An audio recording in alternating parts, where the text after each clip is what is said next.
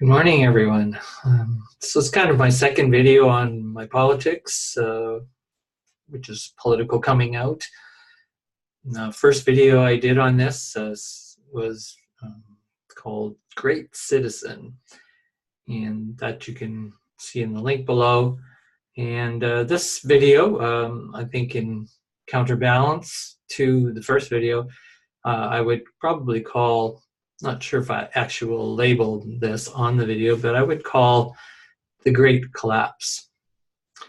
It seems to me that I have to, as a fearologist, which I've become identified with for a long time, and I'm becoming recognized as a fearologist, I have to respond, rightfully so, to, okay, so how afraid should people be about the collapsing conditions economically, ecologically, globally for sure, and certainly even locally within our nations. And of course, I'm situated in North America, which is my most experience. And I think then the other question is, how afraid will we be? Now, those are questions that are obvious to ask a fearologist. You know, how are we going to handle and manage these great fears coming on? And I say, yep, that's a good place to start. It's not necessarily where I would put my specialty of thought.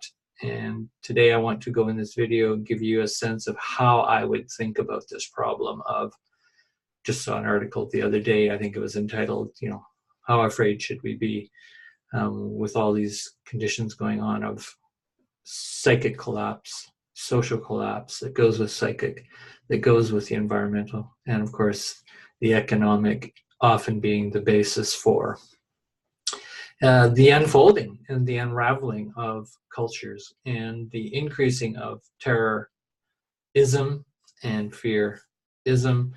So those are things that I'm going to talk about in the video using the whiteboard and the teaching. I'll slowly unfold my viewpoint on what we need to look at. So just to be clear, I am entering into the political sphere, as I said in the Great Citizen video, and part of that political discourse is to also establish myself as a consultant, as someone who can offer into the political sphere and politics itself, whether I be a leader or a consultant to, or however I decide to be an ally for people who really want to change politics in a major way, which would be transformation, a transformational perspective. And that's because we're entering into this very intense crisis time. So crisis is going to be a major word. Not to scare people is not my intention. I'm not here fear-mongering, scaremongering, nor am I here hope-mongering. Like so many will use fear and hope to sell and get votes and to sell products and sell services and sell themselves as the great rescuer hero, all the way to devastating dictator. They use pretty much the same pattern from a fear-based point of view. All right, so that's just a quick overview. I think the question I'll leave you with as I end this video, but just again, I'm warming you up to what's to come here in this video, is how afraid should we be is probably not the right question overall, and it's only at least partial and maybe very minor importance. The question maybe more is, how courageous will we be, and how courageous should we be under the conditions facing the very near inevitable collapse of the future, as Dr. Jim Bendel and many others, if you follow anything on the internet and the news, this is a theme for our time. People are very concerned about how we're going to handle on all levels, from the physical to the material, to the psychic, to the spiritual. How are we going to handle what we're coming to face in the very near future, probably less than 10 years? A very severe crisis, but we're already in it. Many are saying, and it's going to get worse. Global warming, of course, being the big symptom and cause, but really fundamentally, as Jared Diamond says, who studied extinctions of societies, civilizations for a very long time as an expert, says it's really all about, in the heart, the core, how cultural values get established and clash with natural values, or cultural laws clash with natural laws, and then I will add an element of clash with spiritual laws. So natural, cultural, spiritual are the three domains I bring into as my expertise in understanding the political sphere and informing and improving politics as maybe we've known it and as maybe we actually don't know how that's going to look in the future. I'll start with a quick story before I go to the whiteboard for giving more teaching on the background. Bottom line, all of these theorists of crises, cascading crises, eminent, and I, again, studied this when I was in my early 20s and have ever since, more or less, dipped into, we really got to deal with this problem. And no more denial, no more sticking our head in the sand, so to speak. But pretty much the all come down to, in terms of solutions of how we're going to handle it, manage it, cope with it. And of course, I'm more interested in heal it, transform it, integrate it, and so on. But they all come down to, and I agree, we're going to have to deal with what happens at the community, family, parenting, schooling, civil organizational parts of society, because once those are sort of the core of what Dr. Narcia says, that Narvaez, says as a psychologist and somebody who studied what she calls the evolutionary nest, the important conditions for raising a healthy child, and that means family, healthy society that comes from that child. She's basically arguing the social fabric. There's many indicators from many different people, scientists, social scientists, saying that social net is definitely dissolving. When you look at various studies, show our quality and degree of sociality is definitely dissolving. And this is in North America, but in the Western world, and I have no doubt this will be in many other places. But there are differences, so I'm generalizing there horribly. So let me just turn to this experience I want to say before I get to the whiteboard, of where I noticed this feeling and sensibility of collapse in a really personal way. I moved with my wife and partner, Barbara Bickle, and she got a professorship in Southern Illinois University, Carbondale, 6 hours south of Chicago. So we got thrown into, in 2008, we moved down there as she started that new position. And so we've never lived in the United States before. We're Canadians. And that was a powerful experience, because little did we know America was going to go into a very powerful state of change and crises. Get to that in a moment.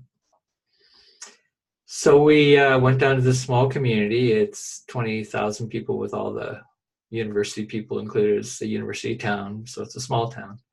But a lot of rural connection and expanded community. I've actually found it a lot similar to Alberta, living in a small town Alberta. Reminded me a lot of that. So I had she had the job. I was doing the backup at home, doing the homework, mother work, housework, and supporting her to do her profession and actually not go crazy, because working in a university is pretty crazy these days, the amount of expectation they have on you. So I'm trying to hang out in the community, connect, see how I can bring my skills, my knowledge into the community, and found it kind of a liberal community in town for the most part. But once you, of course, get to the edges, there was lots of conservative, and out into the rural, very conservative. So again, it's very similar to Alberta. But here's what I noticed about community and community building, which I'm very interested in, because I do believe it is the net and the nest upon which we will make it or not make it through this very impending crisis of cascading collapse on many levels. So first thing I noticed is that I signed up for a few community newsletters and started getting emails from the people. They were, oh, glad that you're the new member in town. We're glad to see you. And oh, by the way, this was almost always the case. Oh, by the way, did you know you want to be on Parent Watch, you want to be on Community Block Watch, and we keep statistics, and you can sign up for this newsletter from the police, local police department, and they will send you all the crime reports so you know exactly where the crimes are happening and when and how often. And by about that time, I wrote back, no thanks, and please take me off this list, because I was constantly seeing these emails of somebody reporting on some crime incident in the community that I lived in. Not that I want to ignore that, but it's like there was no space. And I actually tried. With the person who was controlling that newsletter. Had a lot of power in the community, as I learned later. I actually tried to have a conversation with him and challenge people's fear, excess fear, over focusing on what is all going wrong and bad and the crime and et cetera, and they just wrote, I got some really nasty emails back, especially from him. And so I pulled out of that community and realized, this is a very dominating discourse of fear. So that I would challenge anywhere, as I would want you to, as a great citizen, to be very aware of that kind of problem. And the next one was the collapse of people's confidence in the weather. And I started, because I knew people in the network. I wasn't on email list, but I was getting warnings of storm coming, tornado possibility of 30% or 10% or 50% and yeah, we were living in Tornado Alley in that area. Okay, that was quite a wake-up call. I've never lived in a place, geography, where climate is so important, and Tornado Alley in the United States, coming across that Midwest, where we lived, we were part of it. We weren't in the core of it. It was a little further north, but we were definitely on it, and a record of many tornadoes and some very disastrous tornadoes. And in fact, when we were there, a very disastrous tornado that wiped the whole town out 40 miles away from us. So this kind of unreliable world of the climate and world, that's where I really got my first taste of climate change and the psychology of and the sociology of what starts to happen to a community's fabric and their mistrust of weather. And I started taking this in just even when dark clouds would come over. So I won't go into the other collapses. The economic collapse was in 2008, just a few months after we got there. And then the higher education budgets and tragedies in Illinois that were going on, we watched the collapse of higher education as well. And those are all pretty scary places to explore and to be part of, and yet they're inevitable. So let's go now back to some things that I can offer in my understanding of the importance of fearology, or a fearological perspective, bringing to, so I put down the question, how afraid should we be? And then I said, we could add to that, will be. And then I mentioned, maybe that's not even the best question. Maybe we need to be talking about courage, not fear, or fearlessness, as a better possible option. But I'll leave that for now, because I want to go through what I have discovered in my 30-some years of researching on this topic. And so I'm going to start with the crisis notion. And to let you know is that back in about the 1980s, a whole new subfield of sociology began that was called crisis sociology. And these are sociologists who wanted to study the effect of crisis and how society responds, how government responds, how people psychologically respond, and the social fabric is affected by crises. And again, those would be climate crises, those could be war crises. There was just such a recognition in the field of sociology that we really have to understand a very, and specialize on this kind of notion of crises. And that's plural, right? It's not just crisis, but it's crises, where one crisis builds on another. And that's where you get the notion of cascading.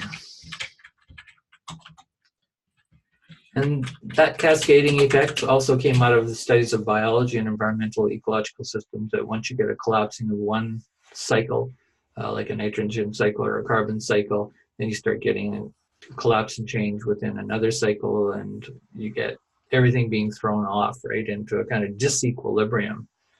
And so in many ways, my other term for all this is really disequilibrium theory that was showing up, complex theory, chaos theory as I was studying it, and all kinds of things that really are, again, about crises in systems and how systems change and cope with these and transform. Quite a big study, folks, and something that I think a lot of principles were learned that we could really benefit from. And that's still a larger topic I'm going to go into at this point. So let me see what else I want to get to is there's really, this is a point that interested me this morning when I woke up and thought about this, is we need a crisis pedagogy. If we found that we, as specialist thinkers about crisis sociology, we really need a crisis pedagogy, right? Which is, pedagogy could be andragogy, which is adult, pedagogy, which is, learner-centered adult education, all these ways that we do education. But I'm going to use crisis pedagogy as the quick term. And that is a pedagogy that specializes in crisis. And so that would really be one that specializes in what's happening in the early to mid 21st century and possibilities of extinction in the Anthropocene era and so on, all these kinds of concepts. So I'm not going to repeat those. I've talked about those in some earlier videos, and you might want to check my transformation videos out on some of that. So crisis sociology, this new subdivision, arose to help us to really understand the dynamics of major change, and change that was very obviously upsetting and caused disequilibrium, and how's the best way to manage that. And a whole new field, I'm going to put in capital letters, concepts of the risk society, the field of risk analysis, really grew up because in crises, especially if you take any major crisis in a society, there's great costs that go with, whether it's a mass murder or whether it's a weather risk, or whether it's, a war, or a terrorist attack, and so on. Again, those increasing. All of a sudden, we had to figure out how we're going to pay for these. Insurance companies got very interested in how are we going to insure governments, how are we going to insure businesses, industries, when there's so many risks going on. And there's another part in the sociology discourse and politics discourse, and so this is really interesting to me, I found, was called the Liberalism of Fear.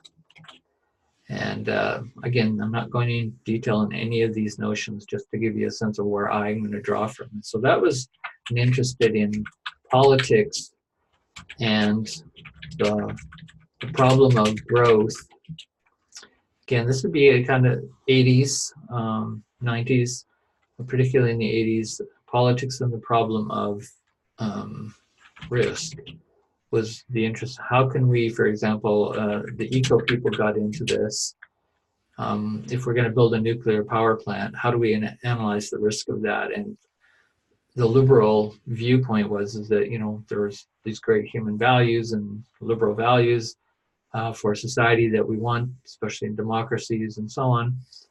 And that if you build something as risky as a nuclear power plant, the consequences are so great that we should pay attention to our fear. This was in that theory of the liberalism of fear, that we should pay attention to our fear and we should not underestimate what our fear is telling us and say that's too dangerous.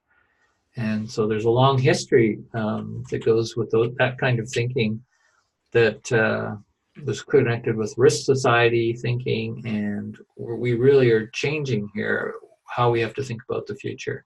So future is always an important part. So I do a lot of future study thinking. I'm not a specialist in it, but I do a lot, and I'd like to do even more. So that's where I will come into the political spheres and conversations in education, because pedagogy and crisis pedagogy with all of these other notions you can see is we have to think about how is education related to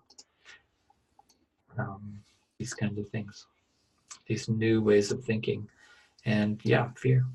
So is it not surprising that, you know, I have spent time on pedagogy of fearlessness?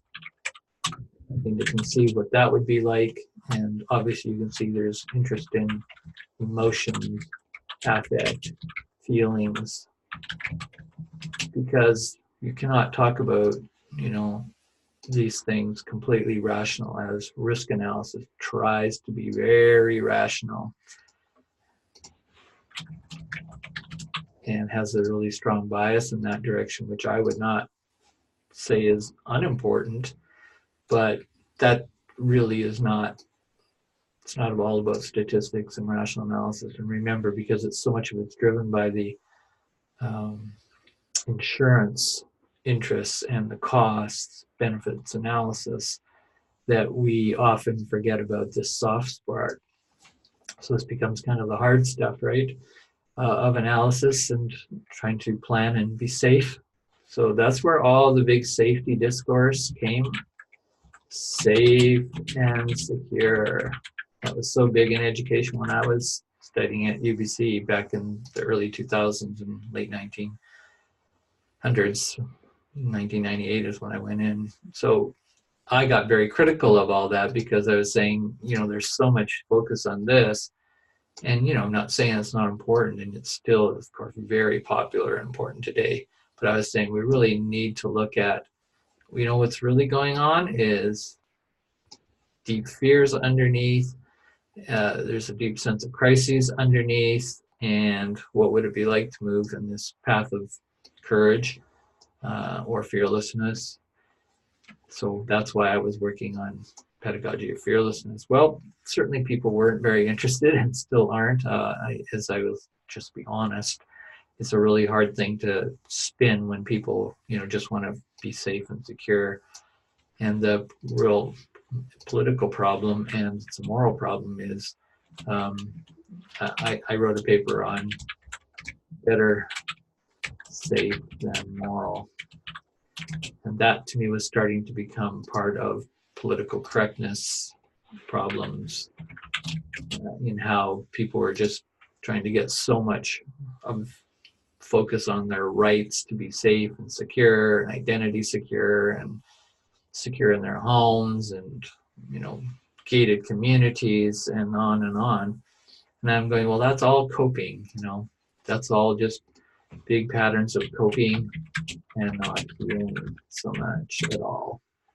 So again, my politics is the politics of healing, and I'm, you know, working on this notion of, because I live in Alberta, healing Alberta is an important concept to bring into politics.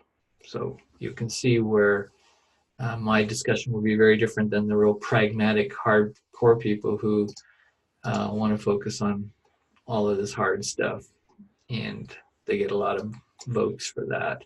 However, with impending crises that are going on, certain amounts of chaos that are coming, and inevitable as systems collapse, economies that collapse, as I mentioned before.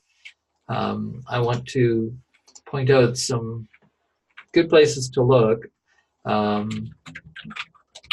in the literature and things I've studied, where I will bring in what is this culture of fear that's been identified, sometimes called the climate of fear, but culture of fear is a much more valid and more substantive and researched concept, where it seems that our very culture that's supporting us begins to be filled, in a sense, saturated, often is the term, with low grade all the way to acute chronic fear, terror.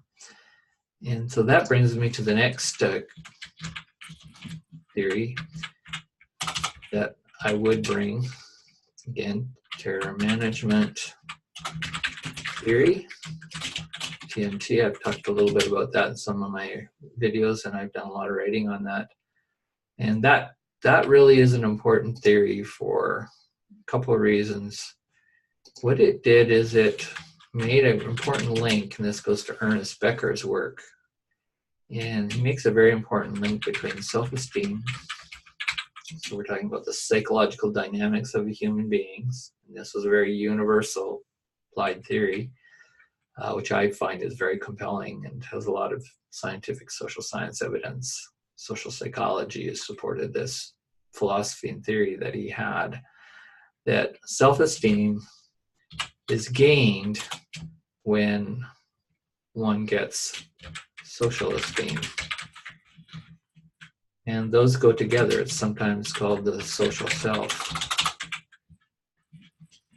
So we're not just an individual self, is the kind of point of this theory and work. Yes, self is important, but the self is only important when it's connected to the social, and that's because we're a very communal social species foundationally. And again, a lot of evidence for that. I've already mentioned the importance of the communal evolutionary nest in Dr. Narvier's work. That is foundational to our sense of bravery, courage.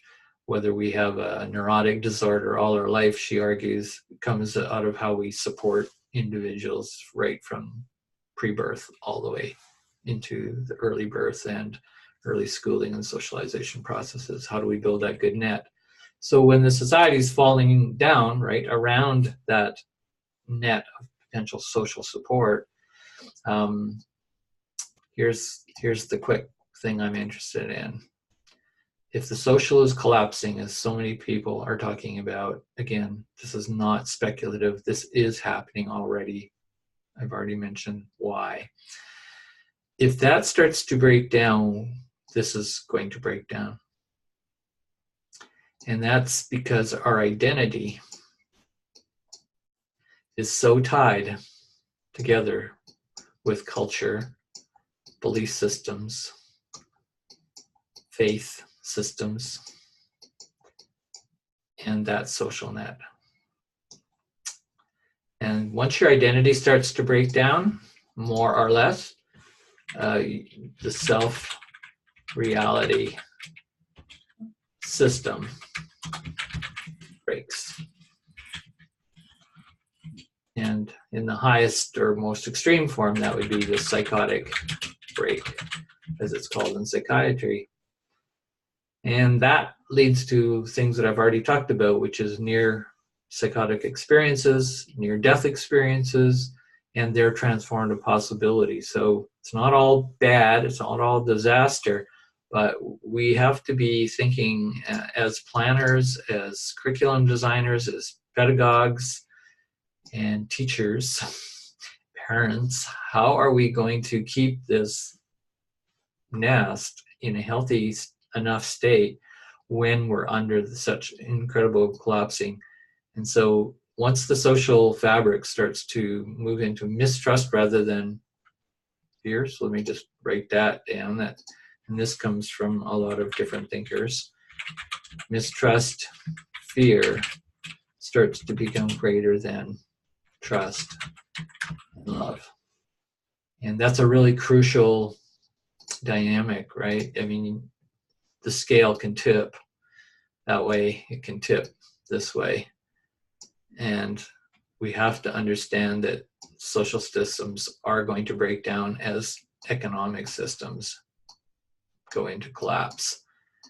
Yeah, global warming, just the pressures, all of populations having to migrate, emigrate, move, cultures collapsing onto each other. We're already seeing all the effects of that.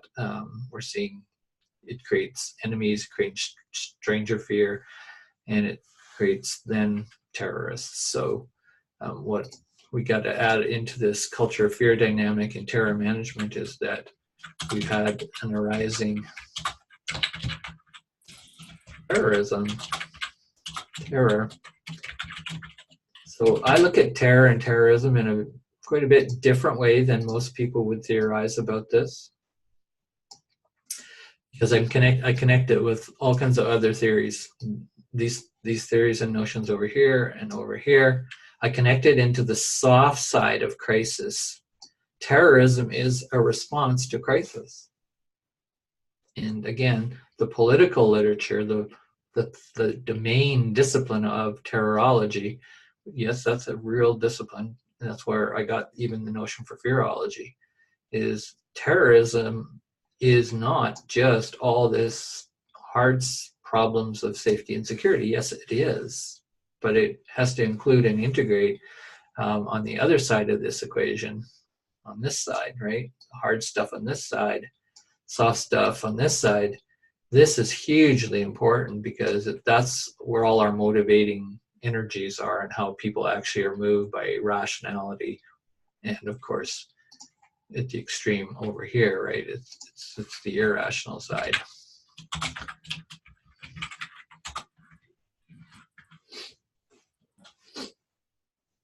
That's the other part we have to look at. And you cannot, let me say it right off the top, you cannot use rationalism and rational approaches to completely control the irrational.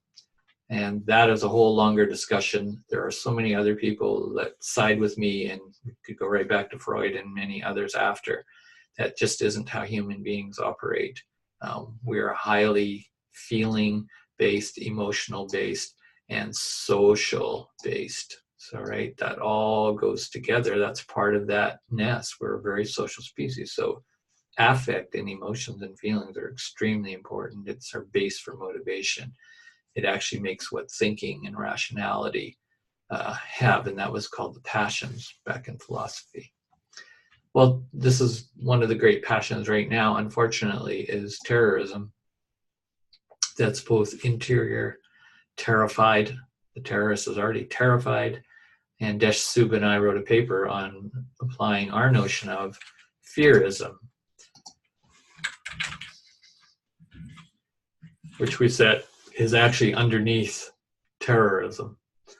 So if we don't study fearism, which is the subtle buildup of fear, and that subtle buildup of fear is now not so subtle because many people from multiple disciplines were starting to talk about a culture of fear.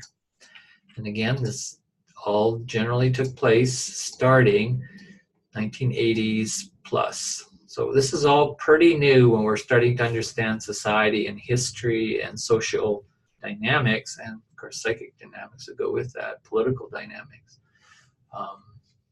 And the other term is politics of fear.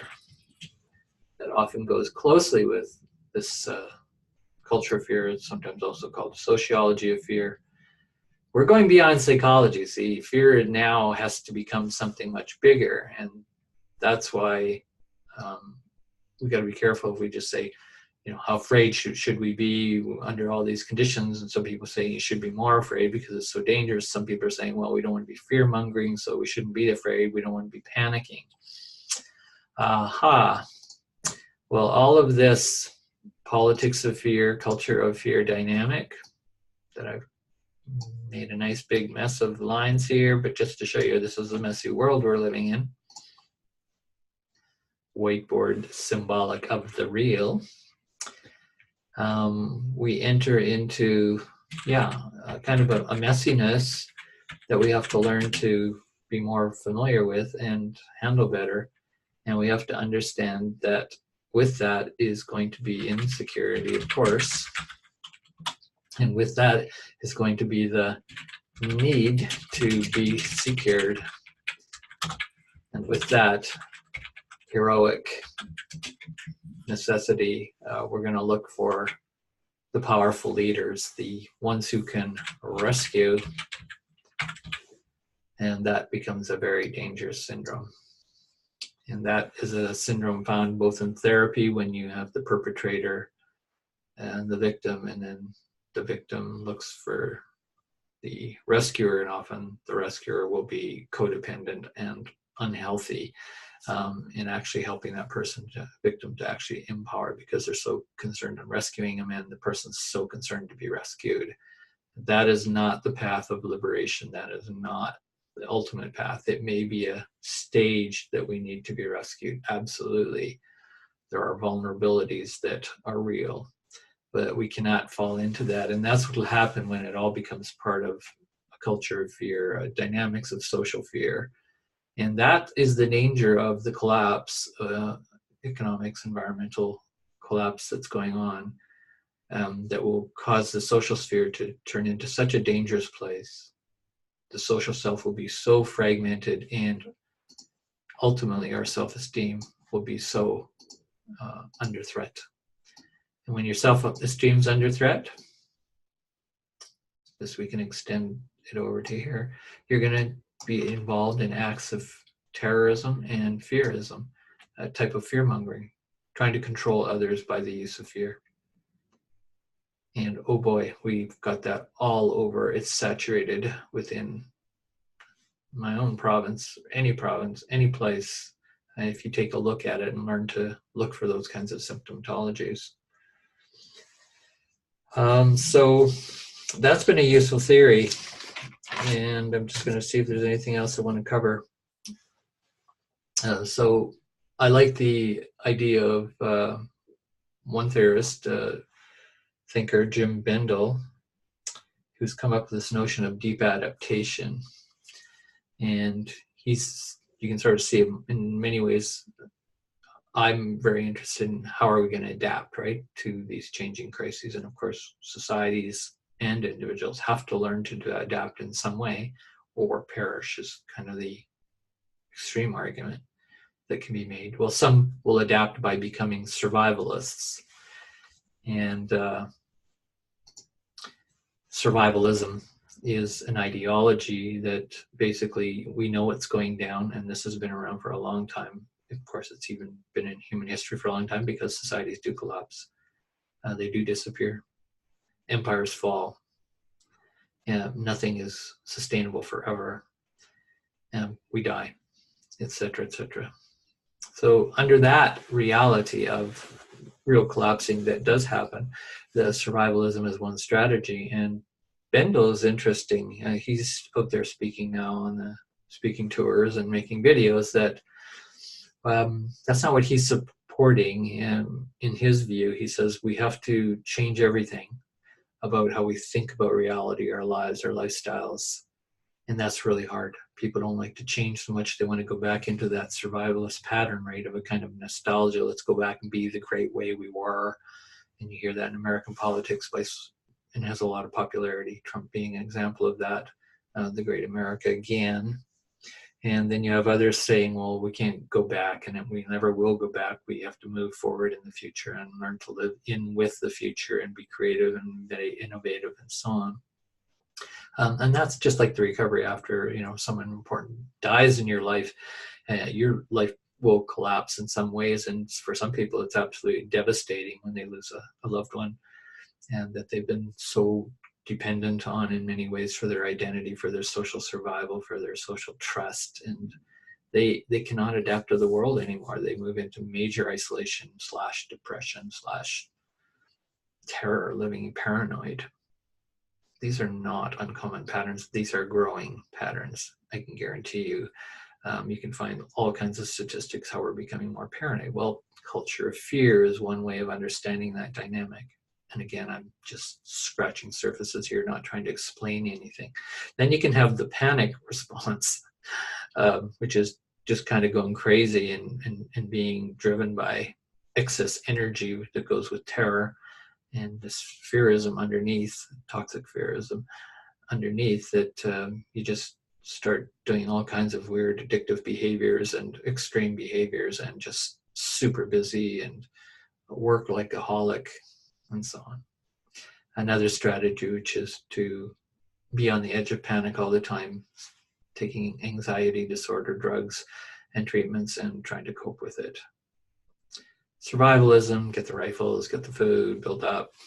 We're going to keep away all the other people when there's shortage and they come after us. Be in panic mode, which is this hyper busy mode, and you can just see how hard and distracted people are. It's a great distraction and keeps us in denial, keeps people in denial, keeps society in denial, because those are really highly reinforced in a capitalist productive world where people like it when you work extra for little extra rewards perhaps, but it just keeps you from having to face reality. That is the basis of the psychotic process, is the decoupling from reality, from your body, from your mind, from others, human beings, and that will deconstruct this social evolutionary nest of protection that really can actually help us both cope and, more importantly, heal. I won't be getting into the healing process. I've done many videos on that and written lots about what healing is compared to coping. They move in very different directions of choices we make. So I think I've gotten most things down. That Bendel's work is interested in harm reduction. So he says that's probably, he doesn't have any hope, he says, much for the future, really. He says we're done for it, in the sense of we're going to go through a new way of existence that is irreversible. Well, we may come out of it a little bit better, or we may go extinct, depending on a lot of environmental conditions and so on. Now, he might be exaggerating, he might not. I find generally there's a lot of exaggeration in times of crisis. It's a type of traumatic, and then you get post-traumatic reactivities, and we're carrying more and more of those wounds of traumas throughout human history. So I expect us to become more and more fragile. We are. We're going to become more terrified in that sense. We're going to be more fear operative and fear consumers, and paying attention to the latest news and what crisis is next, and just in case we're trying to avoid our own demise. But we're all connected, same boat. That's the general theory behind my work and many others. So the political sphere is about that connectivity, and how are we going to, quote, manage that in a really good way that is in touch with reality, and not a kind of psychotic process of decoupling from reality and going into denial and all these strategies, survivalism and panic. And then people even creating panic out of panicking conditions because they can gain advantage as politicians, as business, just to try to force you. It's easier to get people to conform when you've created a moral panic and a physical panic of some kind or another. You can use war, you can use enemies to create that panic, and you can even use all this ecological global warming Anthropocene stuff as a way to create another panic, to try and force people in the direction that you want to go ideologically, and you may get economic benefits from that privileging of getting people to support you and your direction of leadership and so on. Yeah, very complex, messy stuff around how fear gets used in the emotions, right? So we're now into a very intense time, and all these things are connected to what I wanted to show in that whiteboard, and show that there's a new kind of labor that's going to be needed. So I'll end the video with saying my political agenda, as I bring that expertise, which I just briefly mentioned today, is that we need a new political agenda in terms of work. If people start losing work in the social sphere, that unemployment collapses quicker and quicker and quicker, and you get extremes, and you're going to get violence, and you're going to get breakdowns psychologically, breakdowns of families, systems, and education's going to break down. Very powerful forces when people don't have that social work identity. So I'm interested in a new labor, a new employment that is not dictated by the old paradigms of the industrial, military, modernist complex, where we're going to have to face the reality of the kind of world that we're going into, this cascading crisis world. We're going to have to become crisis workers, and that actually is employment. That is our new employment, as well as crisis workers being part of mothering, of parenting, of family and home and community building, especially, which holds a very powerful force for us going through these very difficult times. Our professionals cannot do the work. They will do a portion of it. And unfortunately, they often take on so much for us that we give it up to them, and then we wait to be codependent on them. Cannot do that anymore. We have to take charge of our own care in our caring communities and families and so on. And that means we have to talk about this stuff. We have to talk about our fear and our terror, and talk about these larger theories and notions that will get us out of just this kind of individual psychology of fear. That's really what today's video was, is showing the social, political, historical, traumatic histories and dynamics that fear is a very huge complex. So that's what the fearologist can bring. And you all can become, in your own way, more or less, a type of fearologist yourself. And that's regardless if you want to become specialized at the Fearology Institute training program that I've started in the last year, or whether you just, again, do this as an amateur, whether you do it as a citizen. There's lots that you can take on and become much more educated and critical, especially critical about how we understand fear, how our knowledge is created about fear, how we teach about fear, right from K all the way up to the highest levels. All right, I think that's lots for today. And this new labor force really is the new labor force of doing all this emotional healing work. And people can actually, quote, get paid for this. They can enter gifting processes and supports through a different kind of economy than the capitalist one, but we also can be paid to support each other. And that has to be the new workforce. It's as important as solar and wind energy production technologies and all this hope that people put into technology saving. As most of the experts that I study and care about and find very powerful in their arguments say technology will not save us.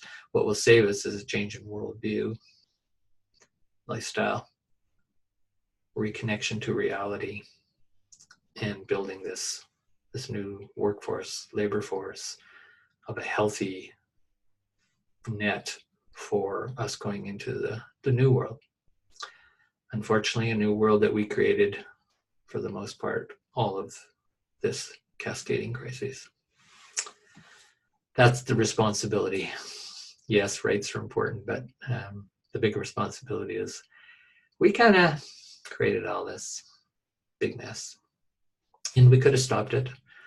Just to say, we could have stopped it 40 years ago. We knew most of this dynamic of the crisis and cascading, both ecologically, economically. The critics and the knowledge was there for making the changes. Even now with global warming, we could have stopped carbon increases at some point, a few years ago and so on. And we're letting those thresholds go.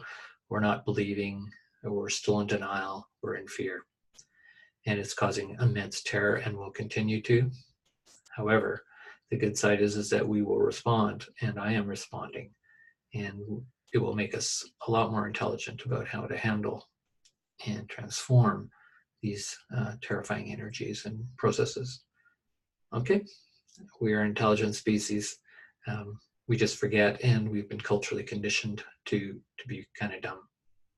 Sorry to say that, but that's kind of my take on current modern culture and postmodern culture, where it's going. But that doesn't mean we're guinea pigs only. Okay, we can take charge. Talk to you soon. Bye-bye.